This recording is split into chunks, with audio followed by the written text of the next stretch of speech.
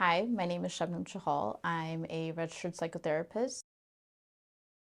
I think the biggest thing that brought me into therapy was just bringing awareness to mental health in the Indian community. I come from a Punjabi background, so I always realized that the lack of importance and the lack of discussion about mental health in the South Asian community.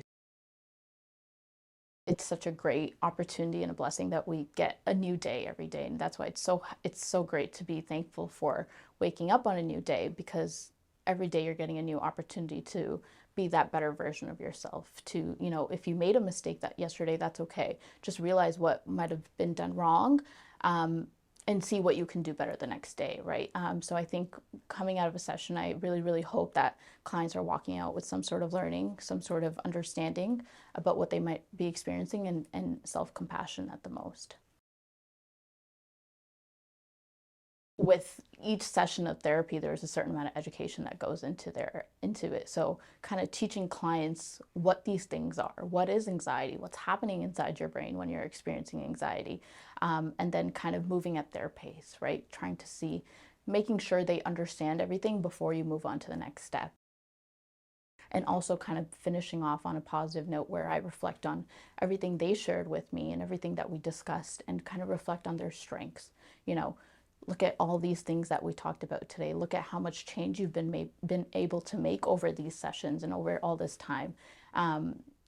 Leaving therapy is hard at times. It's very hard, but it's also very rewarding.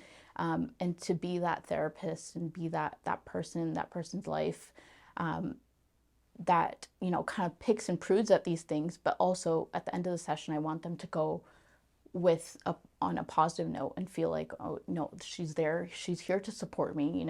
She might pick at a couple things, but she, at the end of the day, she looks out for my best interest. So I really like to focus on clients' strengths, and allow them to see what their strengths are too. There are things that I will call you out on, if I feel like they need to be called out on.